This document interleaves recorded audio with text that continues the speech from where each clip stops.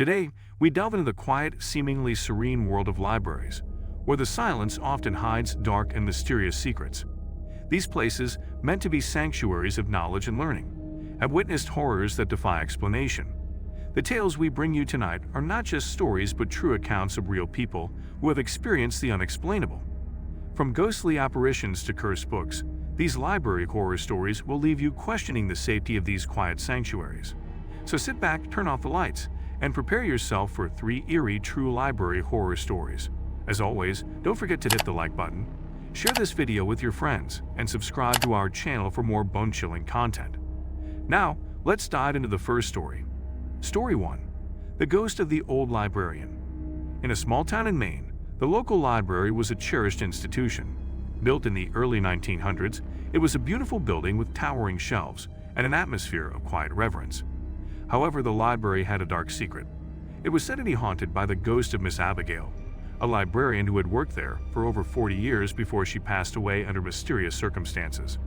Late at night, the new librarian Emily often stayed behind to organize the books and prepare for the next day. She began to notice strange things happening. Books would be moved, lights would flicker, and she would hear the faint sound of footsteps echoing through the empty aisles. One evening, as she was locking up, Emily saw a shadowy figure in an old-fashioned dress standing by the historical section. The figure vanished as soon as Emily called out, leaving her shaken. Determined to uncover the truth, Emily began researching the history of the library. She discovered that Miss Abigail had died of a heart attack, but there were rumors that she had been driven to madness by a cursed book. Emily found the book mentioned in the rumors, an old dusty volume hidden in the basement. The book was filled with strange symbols and incantations. As Emily studied the book, she felt a cold breeze and heard a whisper in her ear, "Leave now." The lights flickered, and the temperature dropped. She looked up to see the ghostly figure of Miss Abigail standing before her, eyes filled with sorrow and mourning. Emily screamed and dropped the book, which burst into flames upon hitting the floor. She fled the library and called the authorities. The fire department arrived and managed to extinguish the flames, but the cursed book was reduced to ashes. The haunting continued, however, with Miss Abigail's ghost appearing to warn others away from the basement. Emily had eventually left her job, unable to handle the constant fear. The library remains open, but locals avoid the basement, and the story of the old librarian's ghost is whispered among the townspeople. Story 2. The Cursed Manuscript. In a prestigious university library in England, a mysterious manuscript was discovered hidden in the archives. The manuscript was ancient, bound in cracked leather, and written in a language no one could identify. The head librarian, Dr. Thompson, was excited by the find and dedicated himself to deciphering the text. As Dr. Thompson delved deeper into the manuscript, strange things began to happen. He experienced vivid nightmares, seeing shadowy figures and hearing disembodied voices whispering in an unknown tongue. Objects in his office would move on their own, and he often felt an oppressive presence watching him. One night, while working late, Dr. Thompson made a breakthrough. He deciphered part of the manuscript, which appeared to be a series of dark incantations and rituals. As he read the words aloud, the temperature in the room plummeted, and the lights flickered violently. A shadowy figure materialized before him, its eyes glowing with malevolent intent. Terrified, Dr. Thompson tried to close the manuscript, but it seemed glued to his hands. The shadowy figure advanced, and he felt an icy grip around his throat. Summoning all his strength, Dr. Thompson tore the manuscript in half. The figure let out a piercing scream and vanished, leaving the room in darkness. Dr. Thompson immediately contacted the university authorities, who sealed the manuscript in a lead box and buried it deep within the library's vaults. Despite their efforts, the library staff reported continued sightings of shadowy figures and strange occurrences. Dr. Thompson resigned from his position, his health deteriorating rapidly. He warned his colleagues never to disturb the manuscript again. The cursed manuscript remains hidden, its dark secrets locked away, but the fear it instilled lingers. The university library is now known for its eerie atmosphere, and students whisper about the cursed manuscript that brought terror to their beloved institution. Story 3. The Haunted Reading Room. In a historic library in Boston, the reading room was known for its beautiful architecture and tranquil ambience.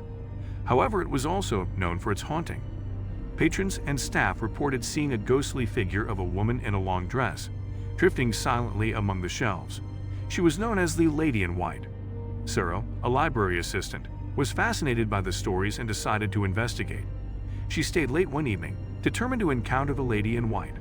As the library emptied and silence fell, Sarah began to hear soft footsteps. She followed the sound to the reading room, where she saw the ghostly figure gliding between the tables. The lady in white turned and looked directly at Sarah, her expression one of deep sadness. Sarah felt a chill run down her spine but summoned the courage to speak.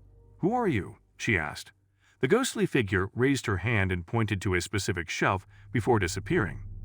Sarah approached the shelf and found an old diary hidden behind the books. It belonged to a woman named Eleanor, who had lived in the early 1900s. The diary detailed Eleanor's love for a man who had promised to marry her. She would often wait for him in the reading room, but he never came. Heartbroken, Eleanor died of grief, and her spirit was said to have remained in the library, waiting for her lost love.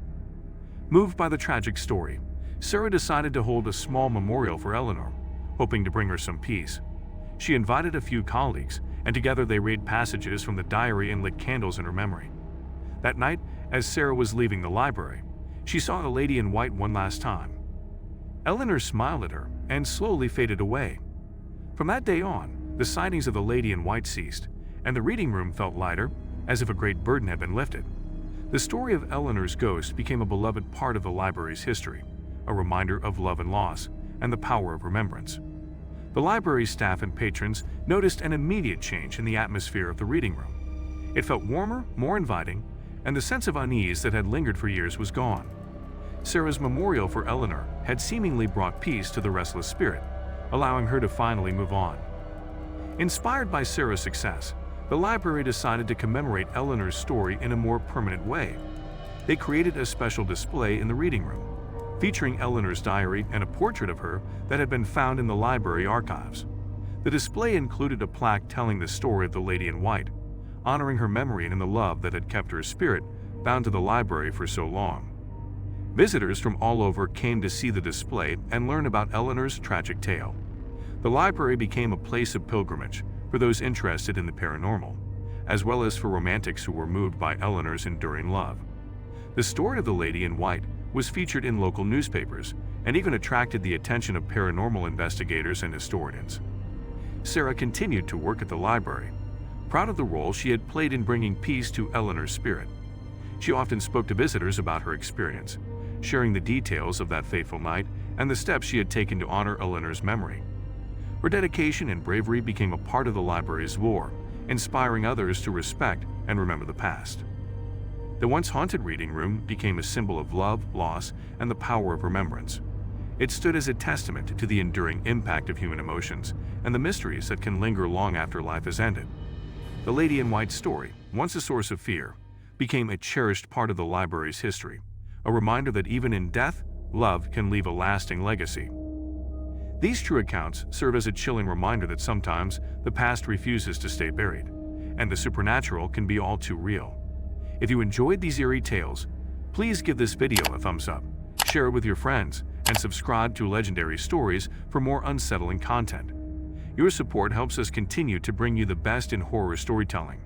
Thank you for watching, and remember, sometimes the scariest stories are the ones that are true. Stay safe and sleep well, if you can.